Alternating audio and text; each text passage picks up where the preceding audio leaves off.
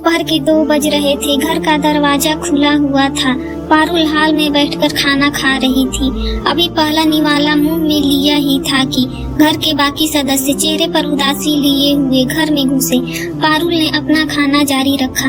पारुल को इस तरह खाना देखकर सासू माँ ने ताना कसा, यहाँ तो हम सबका खाना छूट गया है और इसे देखो आराम से बैठकर खाना खा रही है। यही होती है बहू के लक्षण। पारुल ने उनकी बात को अनसुना किया और अपने खाने पर ही फोकस रखा।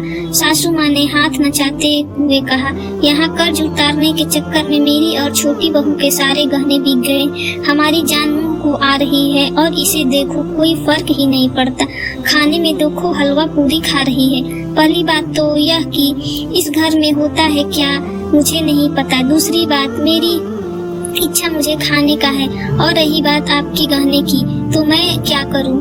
लोगों के कर्म थे जो लौट कर आए हैं। पारुल के इतना कहते ही सासू माँ कुछ कहना तो चाहती थी, लेकिन पंकज ने इशारा करके चुप कर दिया। पारुल खाना खाकर अपने बर्तन रसोई में रखने गई।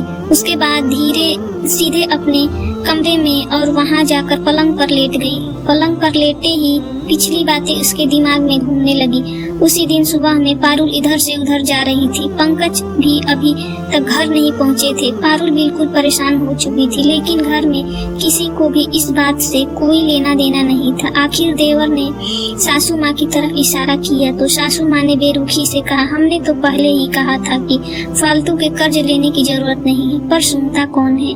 रख दिए अपने गहने गिरवी, अब परेशान हो रहे हैं। अरे बड़ों की बात नहीं सुनोगे तो ऐसा ही होगा।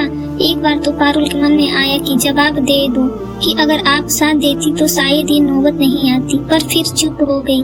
एक तो वैसे ही दिमाग खराब हो रहा था और पंकज घर में बैठे लोग साथ देने की जगह बस ताने कस रहे थे। खैर पारुल ने ध्यान ही नहीं दिया। अभी भी उसके नजर दरवाजे के तरफ ही लगी हुई थी। उसे इसी तरह छोड़ सब ने शांतिपूर्वक अपना अपना खाना खत्म किया और अपने अपने कमरे में जाकर आराम करने लगे। थोड़ी देर बाद पंकज घर में आता हुआ दिखा।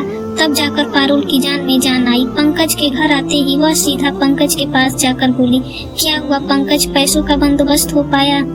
पारुल का सवाल सुनकर पंकज बिल्कुल चुप रह गया। उसकी चुप्पी देखकर पारुल को एहसास हो गया कि पैसों का बंदोबस्त नहीं हो पाया है, पर पंकज सुबह से ही भूखा है। यह सोचकर पारुल ने उसे कहा, कोई बात नहीं पंकज, पहले तुम खाना खा लो, सोचते हैं क्या करना है। मैं पैसों का बंदोबस्त नहीं कर पाया, पंकज ने उदासी से कहा। एक बार तो पारुल की आंखों में भी आंसू आ गए, पर फिर भी हिम्मत करके बोली, हम दोनों मिलकर इस समस्या का कोई न कोई निदान कर लेंगे। तुम चुप, फिक्र मत करो, पहले खाना खा लो। यह कहकर रसोई में जाकर पंकज के लिए खाना लगाने लगी। खाना लगाते लगाते उसकी आंखों में आंसू आ गए।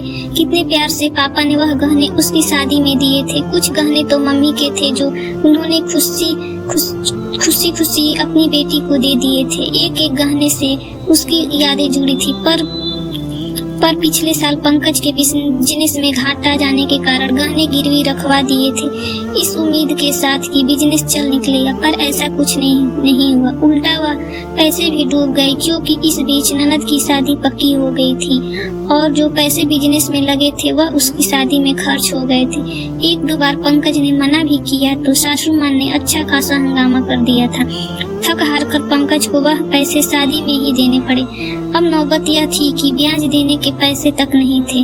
बैंक से 2 बार वार्निंग कॉल आ गया था, कोई भी आज नहीं आ रहा था कि आखिर क्या करे। सास और देवर से मदद भी मांगी, पर उन्होंने साफ मना कर दिया, यह कहकर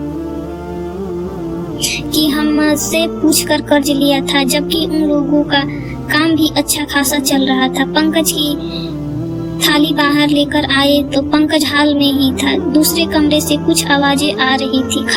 थाली वहीं टेबल पर रखकर उस कमरे की तरफ बढ़ी, पर वहाँ जो बातें हो रही थी, बात सुनकर सासू माँ, पति और देवर की बातें सुनकर ऐसा लगा कि किसी ने पैरों को जंजीर से बांध दिया है। माँ ने कहा, कहाँ घूम रहा था इतनी देर से? पंकज ने कुछ नहीं, आज अपनी पसंद की मूवी देखने गया था, पर पता नहीं क्यों पारुल के लिए थोड़ा गलत लग रहा है। हम बिजनेस के घाटे का बहाना न किया होता तो भाभी गहने भी नहीं देती।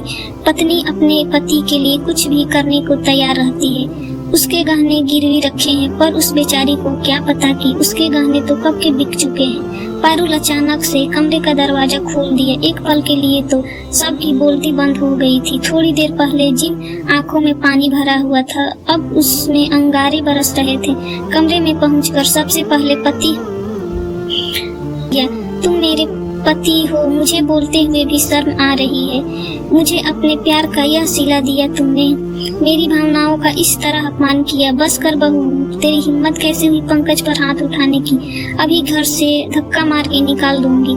आशा करती हूँ दोस्तों यह कहानी आप लोगों को अच्छी लगी हो तो प्लीज वीडियो को लाइक, शेयर एंड सब्सक्राइब करना ना भूलें। धन्यवाद दोस्तों।